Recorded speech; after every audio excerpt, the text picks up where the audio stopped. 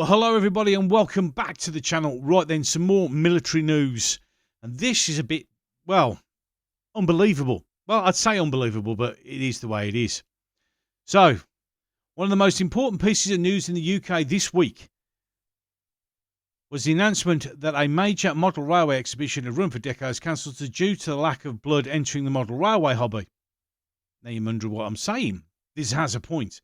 Now, with the demographics looking increasingly bleak, the show is deemed to the point beyond the point of salvage. This is not just sad news, but also surprisingly apt analogy for the Royal Fleet Auxiliary, or the company as it's sometimes called to its members. Operated by civilian seafarers who operate as MOD civil servants and count towards the headcount of the MOD civil service, are also sponsored reservists able to operate as members of the armed forces if required, which at the moment is a lot of the time. The RFA is a wonderfully British invention which provides a range of diverse maritime services to the Royal Navy, wider defence ships and all manners of platforms. Defence and allies around the world. I jumped ahead. Historically, it has operated tankers, storeships, aviation training ships, repair ships, landing ships, and all manner of platforms which are undoubtedly naval in nature. But we do not need a commissioned warship to deliver, which makes sense. So instead of spending all this money on equipment and on ships for thing, we use civilian ones. Cuts down on the cost. Clever thinking. And we're awesome because we do stuff like that. It's the single largest employer of civilian UK seafarers, and its vessels are technically merchant ships, not warships. A very subtle but very important distinction, which it is. Very important. Perhaps the most important role of the RFA is to provide fuel and food at sea, and this is something that comes over a century, and we go on to talking about RAS. Now, I'm talking about all this, and I'll put the link to this particular page in, so you can all have a good read of it, because it's quite a long and in-depth thing, and it explains in depth what the Royal Fleet Auxiliary do. So we go this. So we'll come down to this bit here where it gets beyond. With this ship able to place explorers, a carrier strike group is reliant on ports to restore. So if we don't have RFA ships replenishing the fleet, our ships have to go into port to restock, and therefore making them vulnerable. And so it's not a good idea. So the issue comes to wartime. For example, were the HMS Queen Elizabeth operating a full air wing of 24 F-35s and dropping live missiles and bombs on targets, then she would have only a finite time on station before needing to pull into munitions facility to bomb up again. Without the RFA on hand to carry additional weapons for top-ups or the ability to break away and reload at friendly port, the UK will have a part-time strike carrier capability only good for use for as long as the spare parts and bombs last on the ship itself. Once you run out, you got to go back. Not ideal, really, is it? So, in any case, this is why RFA Fort Victoria is a mission critical.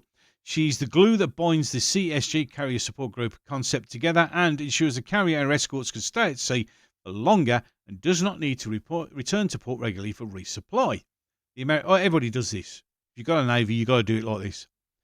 And this is the big problem. The issue now is the RFA is rapidly running out of people, which in turn means it cannot get ships into sea.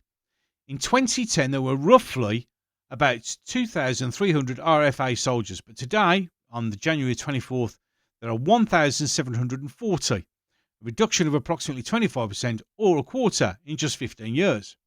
At present, the RFA is losing around 10% of its personnel per year. So we're losing it. And the whole idea and the reason this has got to be mentioned is this simple fact. The Royal Navy has gone from 4 active RFA storeships in 2009 to 0 active RFA storeships today. The long pinstripe line read on RFA ships and people whether the impact is as bad as it seems or it can be managed. The simple truth of the matter is, and the link there will be put at the bottom. So the simple truth of the matter is, we're in such a state for Royal Fleet Auxiliary that we can't field a single resupply ship at all. That needs to sink in. So therefore, that makes our Royal Navy port reliant, which also means our Royal Navy becomes practically inefficient.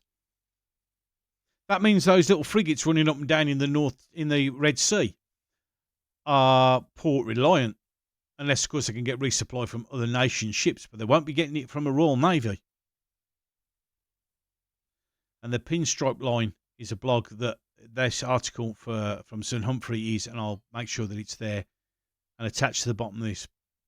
Again, another reason why I'm doing these videos, because we have to be sort of aware that when people on Twitter jump up and down and say Rule Britannia and we should fight the Ukraine, we should fight the Russians because no one tells the British what to do because we are superior. No, we're not. In fact, we're far from it. In fact, we're in desperate need. We can't even get a resupply ship out to our own navy. With that, I'm going to bring this short video to a close. Thank you so much for watching. If you enjoyed this, don't forget to like, share and subscribe. Ding the bell. You might get a notification of another one. With that, whenever you can catch up with this video, I hope you have had a wonderful day, afternoon or evening. And with that, and as always, and until the next one, this is the Gobster saying, I am going to love you and leave you.